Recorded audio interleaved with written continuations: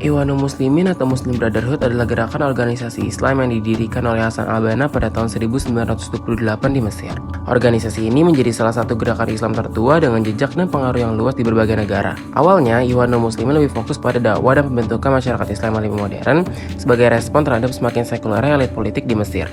Selama perkembangannya, Ikhwanul Muslimin memiliki fase perintisan dan fase pembinaan di mana organisasi ini tumbuh pesat dan berhasil memperkuat posisinya secara sosial dan politik. Meskipun dihadapkan dengan hambatan dari pemerintah Mesir dan citra negatif sebagai organisasi teroris, Ikhwanul Muslimin tetap berusaha melakukan gerakan pembaruan dengan fokus pada permasalahan sosial dan ekonomi masyarakat. Keberhasilan Ikhwanul Muslimin di Mesir menarik perhatian kelompok Islam di negara lain, salah satunya Tunisia. Partai Ennahda di Tunisia awalnya sebuah organisasi Islam mengalami transformasi menjadi partai politik Islam setelah terinspirasi oleh ideologi dan gerakan Ikhwanul Muslimin. Pemimpin Ennahda, Rached Ghannouchi, yang memiliki pengaruh dari pendidikannya di Mesir, terlibat dalam revolusi di Tunisia yang menjadi puncak dari peristiwa Arab Spring pada tahun 2010 sampai 2011. Pengaruh dan keberhasilan ideologi Islam yang diterapkan oleh Ikhwanul Muslimin di Mesir menciptakan gelombang perubahan di berbagai negara, khususnya di Timur Tengah. Arab Spring yang dimulai dengan protes di Tunisia yang meluas ke negara-negara lain termasuk Mesir, Libya, dan juga Suriah, mencerminkan aspirasi untuk perubahan politik, sosial, dan ekonomi. Revolusi ini mengakibatkan penggulingan rezim-rezim otoriter dan membawa perubahan besar dalam dinamika politik di wilayah tersebut. Dalam konteks perbandingan dengan Ennahda di Tunisia, terdapat kesamaan prinsip-prinsip dasar dengan Ikhwanul Muslimin, seperti betapa Islam dianggap sebagai sistem integral bersumber dari Al-Quran dan Sunnah serta cocok diterapkan di berbagai tempat dan waktu. Terdapat aktor domestik dalam kasus ini, yaitu Hosni Mubarak yang dianggap sebagai antagonis karena merupakan pemimpin Mesir yang otoriter. Hosni telah menjabat selama 6 dekade. Pada masa pimpinannya, IM mengalami hambatan hingga dicap sebagai kelompok teroris. Yang kedua, ada Ikhwanul Muslimin dianggap sebagai protagonis karena memiliki tujuan untuk menghapuskan sekularisme di Mesir dan mengubah konstitusi Mesir dengan memasukkan nilai-nilai Islam. Terdapat aktor internasional juga, yaitu Ben Ali, dianggap sebagai antagonis yang merupakan pemimpin Tunisia yang sangat sekuler dan menentang segala organisasi keagamaan, khususnya Islam. Partai Ennahda dianggap sebagai protagonis yang merupakan parpol Islam yang berhasil menghapus sekularisme di Tunisia. Dimensi yang mempengaruhi dan dipengaruhi. Yang pertama ada dimensi politik. Revolusi di Tunisia dan Mesir bertujuan mendukung demokrasi, dipengaruhi oleh Ikhwanul Muslimin yang menstimulasi pembentukan partai politik Islam Ennahda di Tunisia. Fenomena Arab Spring dimulai dengan penggulingan Ben Ali di Tunisia dan meluas ke Mesir di mana Presiden Hosni Mubarak turun pada tahun 2011. Ikhwanul Muslimin mendirikan Freedom and Justice Party atau FJP membawa Mohamed Morsi terpilih sebagai Presiden Mesir secara demokratis. Namun setelah berkuasa, Morsi dan IM dianggap tidak efektif dalam pemerintahannya, menyebabkan kudeta di Mesir dan penurunan Morsi dari kekuasaan. Kemudian dimensi ekonomi, revolusi yang dilakukan oleh Ikhwanul Muslimin di Mesir dan Ennahda di Tunisia didorong juga oleh masalah ekonomi dan pengangguran yang serius di sana, sehingga membuat rakyat kecewa terhadap rezim penguasa. Setelah Mohamed Morsi berkuasa, ia telah gagal untuk memulihkan kondisi ekonomi Mesir yang memburuk di era Hosni Mubarak. Dimensi sosial dan budaya Islam yang kuat di Mesir dan Tunisia berasal dari pengalaman kolonialisme Eropa, Prancis, dan Inggris. Masa kolonial ini menciptakan sentimen anti-kolonial dan nasionalisme, mendorong lahirnya gerakan politik dan sosial termasuk gerakan Islamis. Kedua negara mengalami pemerintahan otoriter yang menghambat partisipasi politik dan sosial, memicu Ikhwanul Muslimin menjadi alternatif politik yang menjanjikan reformasi. Ikhwanul Muslimin dan Ennahda sebagai organisasi berbasis Islam memiliki peran kunci dalam membentuk visi dan nilai-nilai gerakan Islam di wilayah tersebut. Aktor utama dalam kasus ini adalah Ikhwanul Muslimin, yang melalui partai mereka yaitu Freedom and Justice berhasil meraih mayoritas di kursi legislatif pada tahun 2011. Di tahun berikutnya, Mohamed Morsi memenangkan pemilu dan menjadi Presiden Mesir pertama yang dipilih secara demokratis. Selanjutnya, dalam revolusi Mesir di tahun 2011, IM diketahui turut menunggangi revolusi ini untuk menumbangkan rezim Hosni Mubarak dengan cara memobilisasi para demonstran dengan damai. Kemudian, dengan pengaruh ideologinya yang kuat dalam gerakan Islam politik, gagasan yang mereka sebarkan tentang peran Islam melalui pendidikan, surat kabar, dakwah, partisipasi dalam politik, hingga bekerja sama dengan organisasi sosial atau partai Islam lain termasuk Partai Ennahda yang membuat IM dapat memiliki cabang dan anggota yang banyak di berbagai negara di dunia. Aktor pendukung pertama adalah Ennahda, di mana Ennahda aktif berpartisipasi dalam demonstrasi menentang rezim Presiden Ben Ali dan juga turut mengorganisasi revolusi Tunisia. Setelah revolusi, Ennahda memenangkan pemilu dan mendapatkan mayoritas kursi di parlemen. Selanjutnya, Ennahda juga mengeluarkan pernyataan resmi bahwa mereka mengecam kudeta yang dilakukan di Mesir untuk menurunkan Mursi dan mengekspresikan keprihatinan mereka terhadap situasi politik di Mesir yang berkembang setelah Mursi digulingkan. Yang kedua adalah Ben Ali yang bertindak represif terhadap parpol oposisi seperti Ennahda. Ben Ali melarang gerakan Islam dan partai Islam melakukan aktivitasnya secara leluasa dan banyak anggota Ennahda yang dipenjarakan olehnya. Selanjutnya, Ben Ali juga merupakan pemerintah Tunisia yang otoriter yang mengendalikan media, merepresi kebebasan berbicara dan juga aktivitas politik oposisi dan masyarakat. Selain itu, rezim Ben Ali juga korupsi secara masif. Yang ketiga adalah Hosni Mubarak. Rezim Mubarak memberlakukan pembatasan ketat terhadap kebebasan berbicara dan berkumpul, yang juga mempengaruhi kegiatan Ikhwanul Muslimin. Kontrol media di Mesir oleh Mubarak mengekang berita yang kritis terhadap pemerintah atau mengenai kegiatan IM.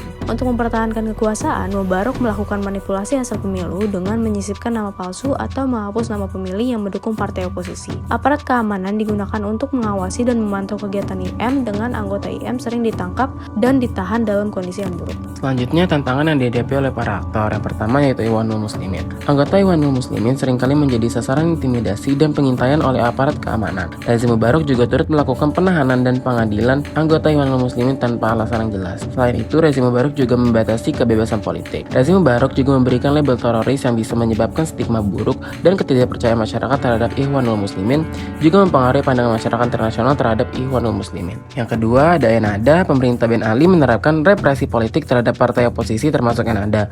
Anggota dan pimpinan Ennahda juga kerap jadi target penangkapan oleh aparat keamanan. Selanjutnya, rezim Ben Ali yang memiliki kontrol yang kuat atas lembaga pemerintahan dan aparat keamanan juga menyulitkan Ennahda untuk berkontribusi secara penuh dalam politik. Selanjutnya, kebebasan berbicara dan media pada rezim Ben Ali juga sangat dibatasi sehingga sulit bagi Ennahda untuk menyampaikan pesan politik mereka ke masyarakat. Lalu ada Ben Ali. Tantangan yang dihadapi oleh Ben Ali adalah bagaimana rezimnya membatasi aktivitas dan pengaruh Ennahda dalam politik, di mana partai Ennahda ini adalah salah satu parpol oposisi terbesar di Tunisia. Kemudian revolusi Tunisia yang saat itu terdapat gelombang protes massal, demonstrasi besar-besaran di Tunisia juga menjadi tantangan bagi Ben Ali. Selanjutnya, peran dari media sosial dalam menyebarkan berita dan informasi tentang protes besar yang dihadapi Tunisia membantu meningkatkan koordinasi dari gerakan protes tersebut dan turut menarik perhatian masyarakat internasional, juga menjadi tantangan berat yang dihadapi oleh Ben Ali. Yang terakhir ada Hosni Mubarak. Tantangan utama bagi Hosni Mubarak adalah dukungan kuat Ikhwanul Muslimin di kalangan masyarakat Mesir. Kritik terbuka Ikhwanul Muslimin terhadap rezim Mubarak dianggap mengancam kekuasaannya. Revolusi Mesir menekatkan Mubarak untuk mundur dari jabatan presiden dengan dukungan penjabat pemerintahan dari anggota partai yang melemahkan posisinya. Media sosial juga menjadi tantangan, memungkinkan masyarakat untuk dengan mudah mengakses informasi tentang protes dan tindakan represif pemerintah. Untuk menghadapi tantangan tersebut, strategi yang dilakukan oleh Ikhwanul Muslimin adalah pertama, menggunakan metode dakwah dan menyelenggarakan konferensi serta seminar untuk menyebarkan ajaran Islam, melibatkan penerbitan majalah seperti Al-Ikhwan Al-Muslimun dan An-Nasir. Kedua, IM aktif dalam mengkoordinir revolusi Mesir 2011 dengan kemampuan mobilisasi massa yang efektif, berupaya menjaga ketertiban dalam demonstrasi damai hingga mengakibatkan kejatuhan Hosni Mubarak dari kekuasaannya. IM memanfaatkan momentum revolusi untuk mendapatkan dukungan pemuda dan secara konsisten mengkritik kebijakan pemerintah yang tidak sesuai dengan aspirasi masyarakat. Selanjutnya adalah Ennahda. Setelah revolusi Tunisia yang menggulingkan rezim Ben Ali, Ennahda memanfaatkan momentum tersebut untuk berpartisipasi dalam pemilu dan akhirnya mereka memenangkan pemilu tersebut dan berjanji untuk mematuhi prinsip demokrasi dan mengupayakan politik yang inklusif. Kemudian, Ennahda juga berusaha untuk menciptakan citra partai yang toleran dan menghormati HAM, di mana strategi ini bertujuan untuk menarik pemilih yang skeptis terhadap agenda dari kelompok-kelompok Islam. Selanjutnya, Ennahda bekerja sama dengan Parlemen Nasional Tunisia untuk menarik perhatian dan simpati masyarakat Tunisia. Selanjutnya, Ben Ali. Salah satu strategi utama yang dilakukan oleh Ben Ali adalah menggunakan aparat keamanan untuk menekan oposisi politik, aktivis HAM, dan rakyatnya yang dianggap kontra pemerintah karena mengancam kekuasaannya. Kemudian, Ben Ali juga mengendalikan media di Tunisia. Media yang dikendalikannya sangat mematuhi pedoman resmi yang dibentuk pemerintah, dan ketika ada jurnalis yang kritis terhadap pemerintah, maka akan ditindak keras. Ben Ali juga menggunakan taktik manipulasi pemilu untuk memastikan partainya tetap menang dalam pemilu dan mempertahankan kontrol politiknya. Kemudian Hosni Mubarak sebagai presiden Mesir menindas oposisi politik melalui penggunaan pasukan keamanan, termasuk penangkapan dan penyiksaan. Kontrol media juga dilakukannya menguasai koran Al-Ahram dan Egyptian State TV. Mubarak memanfaatkan Undang-Undang Kondisi Darurat Militer Nomor 165 22 tahun 1998 untuk menahan anggota Ikhwanul Muslimin tanpa batas waktu dan alasan tertentu. Pada tahun 1995, ratusan aktivis IM ditangkap dan diadili di pengadilan militer karena dianggap mengancam kekuasaan Mubarak.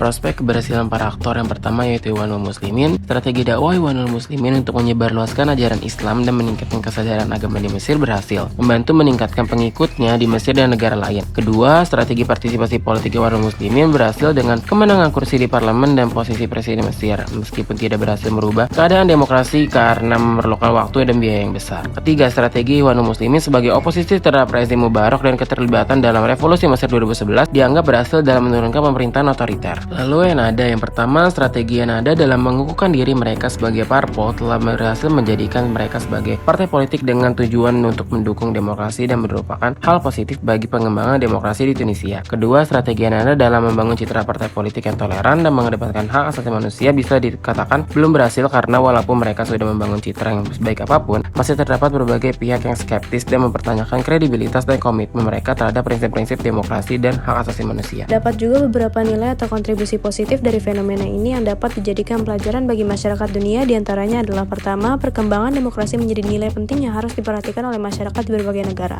Kekuasaan yang otoriter cenderung membawa kesengsaraan bagi rakyat, sebab itu kesadaran politik sangatlah diperlukan untuk masyarakat di setiap negara supaya dapat memperkuat demokrasi mereka. Dua, fenomena ini telah mendorong kesadaran masyarakat internasional untuk meningkatkan pengawasannya terhadap pelanggaran HAM di seluruh dunia. Ketiga, hubungan antara agama dan politik harus lebih diperhatikan ke depannya, termasuk dengan dampaknya kepada aspek sosial dan ekonomi yang bisa saja menjadi masalah serius bagi negara-negara di dunia. Ikhwanul Muslimin merupakan organisasi Islam terkuat di dunia, telah mampu menyebarkan pengaruhnya di berbagai negara, termasuk Tunisia yang tercermin dalam partai Ennahda. Kelompok tersebut memiliki prinsip, strategi, bahkan tantangan yang hampir serupa. Keberadaan organisasi kontra pemerintah seperti Ikhwanul Muslimin dan partai Ennahda dinilai telah mampu untuk melakukan perlawanan terhadap rezim otoriter yang berkuasa baik di Mesir maupun Tunisia. Sehingga sikap kami dalam kasus ini adalah mendukung adanya organisasi ataupun kelompok yang dapat mengkritisi kebijakan-kebijakan pemerintah yang merugikan rakyat.